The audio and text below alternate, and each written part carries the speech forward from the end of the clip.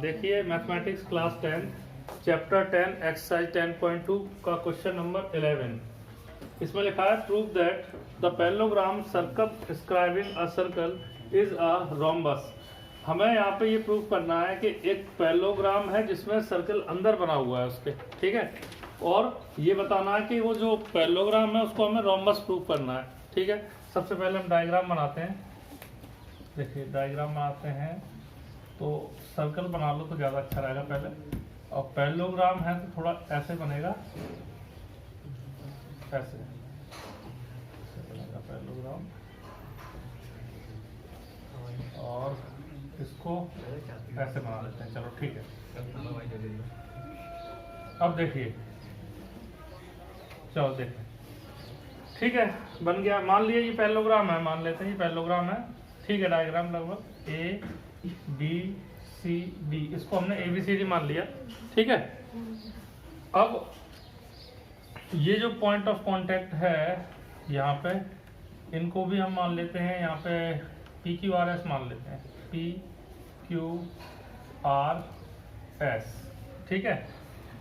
अच्छा अब देखिए प्रूफ क्या करना है। सबसे पहले हम ये देखते हैं, यहाँ पे हमें ये जो parallelogram A B C D है, ये हमें यहाँ हम लिख लेते हैं, सॉल्यूशन में हम लिख लेते हैं वी हैव देखिए A B C D is a parallelogram. Parallelogram को ऐसे भी लिख सकते हैं, ठीक है। तो ए बी सी डी एक पैरेललोग्राम है, ठीक है। अब इसमें क्या है, और सर्कल, ये सर्कल जो है इसके अंदर बना हुआ है, तो यहाँ पे हम, ठीक है इतना ही बहुत है, इतना लिख लो। और प्रूफ क्या करना है ये लिख लो, टू प्रूफ क्या करना है, प्रूफ करना है हमको कि A B C D rhombus है, इज ए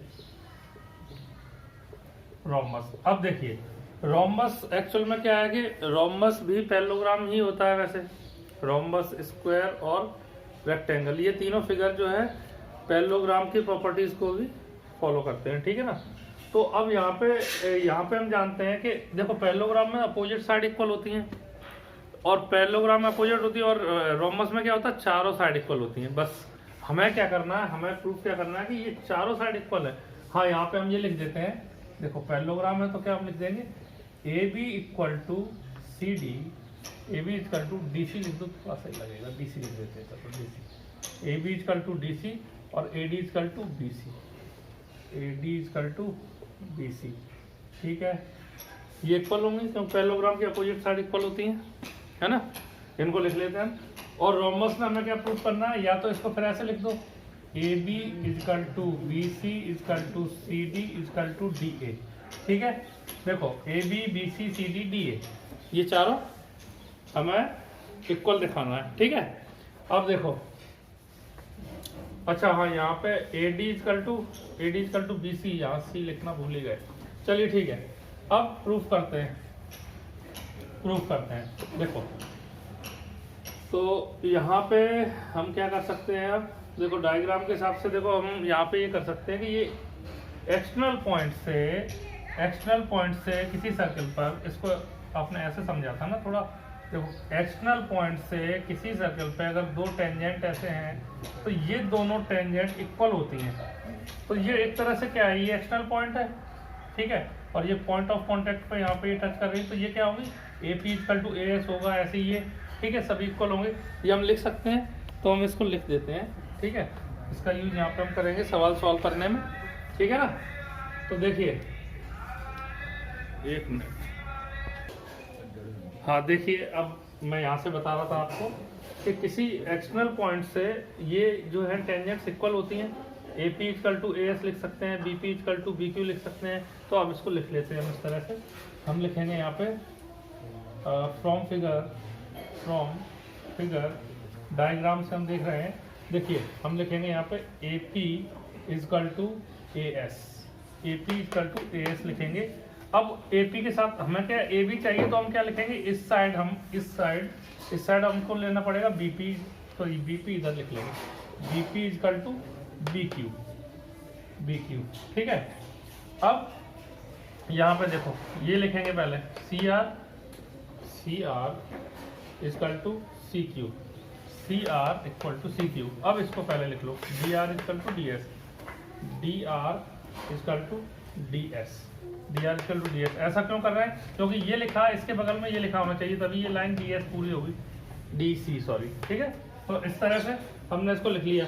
इसको इक्वेशन मान लो फर्स्ट, इसको सेकंड, इसको थर्ड और इसको फोर्थ इक्वेशन मान लेंगे। और ये हमने किस बेस पे लिखा है कि यहाँ पे हम लिखेंगे, देखिए कोई एक्सटर्नल पॉइंट से तो लिखेंगे देखो टू टेंजेंट्स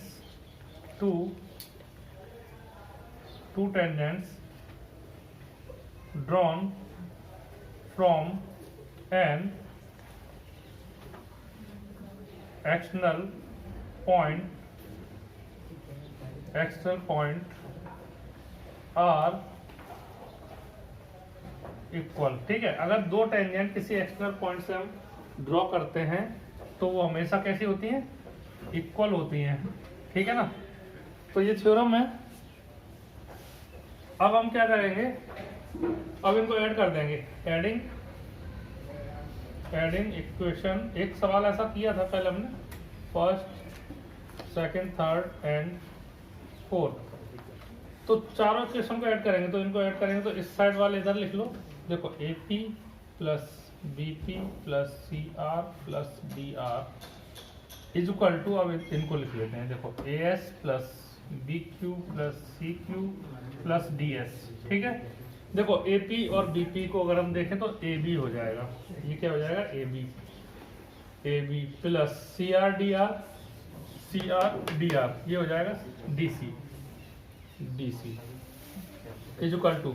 अब देखो ए एस के साथ डी एस चाहिए, ये इधर थोड़ा यहाँ लिखा है इकट्ठा, एक काम करते हैं ए एस डी एस को एक साथ मान लेते हैं, तो ये क्या हो जाएगा?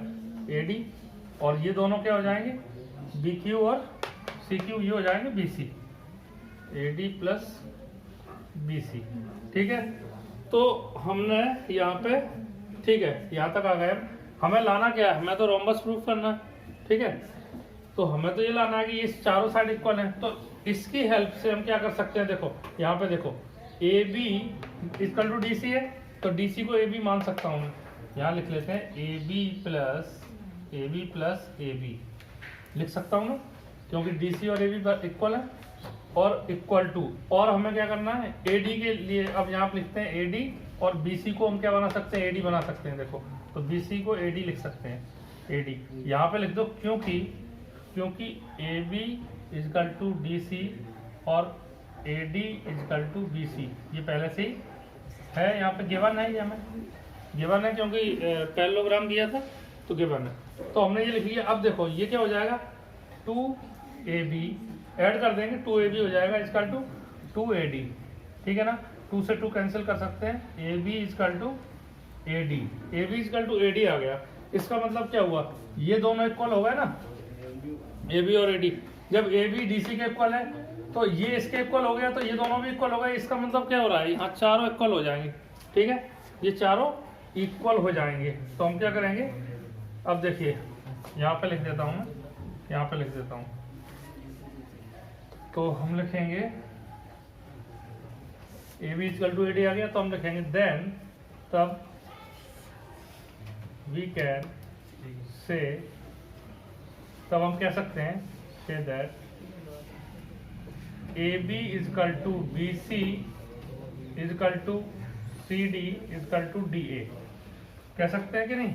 यहाँ पे अगर हम चाहें तो ऐसा कर सकते हैं, इसको मान लेते हैं, नहीं इक्वेशन मत मानो, इक्वेशन तो यही मान चुके हैं, ठीक है, इतना समझ में आ रहा है। इसको हम चाहें तो ये कह सकते हैं, ठीक है, ये प्रूव हो गया तो हम डायरेक्ट लिख सकते हैं, कोई दिक्कत नहीं है, तो ये प्रूव लिख सकते हैं। तो यहाँ लिख देते हैं लास्ट में, तो then A B C D is A